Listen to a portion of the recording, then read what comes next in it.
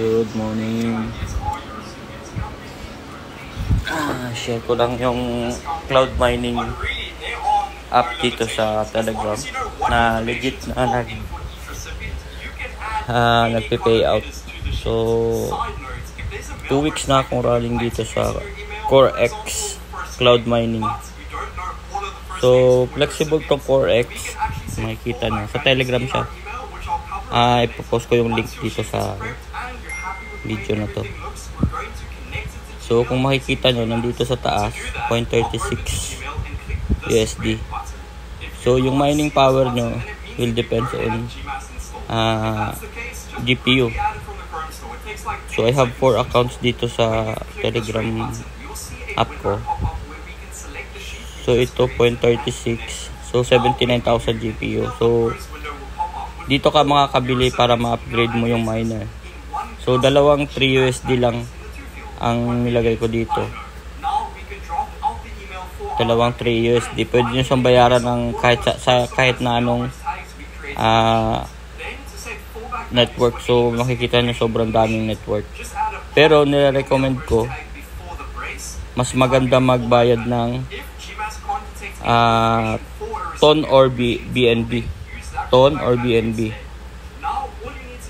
Bali BNB chain tsaka TON chain para walang hassle.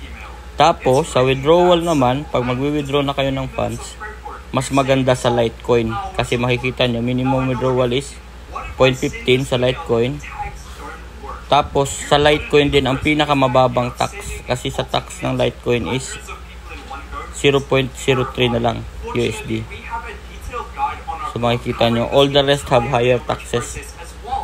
So dito ako nag-withdraw. So ito yung withdrawal history ko. Makikita nyo, nakaka-withdraw talaga. Sas pumapasok yan dun sa lahat ng accounts ko, dun sa Binance ko nilalagay. So pakita ko lang sa inyo na legit siya na pumapasok. Dito sa messages ng successful asset. So makikita nyo yung mga withdrawal, puro Litecoin. So Litecoin ID address ng Binance ko ang ginagamit ko para makuha yung mga mga namina ko doon sa cloud miner na yun. So makikita mo yung Litecoin dito sa balance ko, nasa earn siya, naka-auto earn kasi. So naka-withdraw na ako ng halos $8 dun sa 4 na miner. Ngayon, try natin na i-withdraw ulit. So dito, kukunin ko yung address ko ng Binance na Litecoin. Dapat Litecoin network.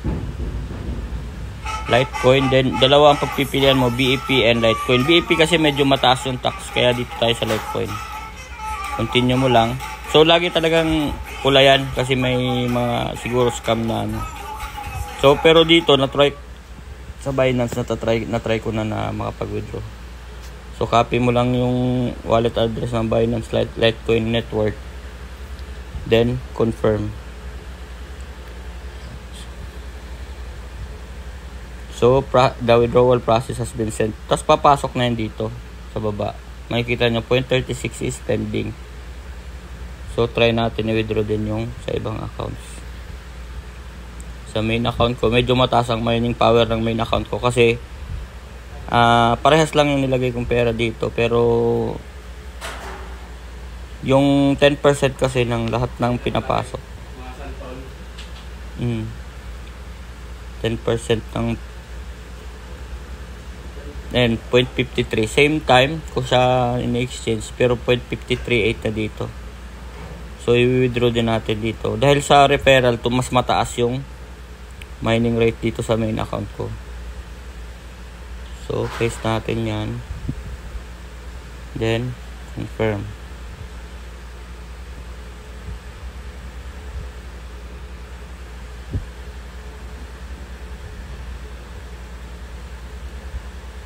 Okay, so hindi pa tayo pwede mag-send, so kailangan natin ng 30 seconds bago kailangan ma-process muna yung first withdrawal.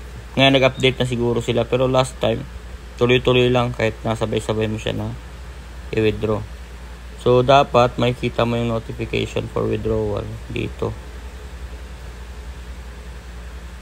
Asset. So, wala pang dumadating. So, it will take some time. So, sa $3 or $6 na investment, within 30 days, makukuha mo na siya. Mabalik mo na. Then, hopefully, tuloy-tuloy lang na yung cloud miner na to hindi siya hindi maging scam katulad ng iba. So if you want to start mining, ito yung makikita mo yung mga nakuha kong commission dun sa referrals ko, yung sa 3 account. Bali yung niloload ko dun, bumabalik sa akin portion ng niloload ko dun sa ibang account. So hassle-less to kasi every 12 hours lang siya. Every 12 hours lang siya pinipindot. So ilalagay ko dito sa description yung link para sa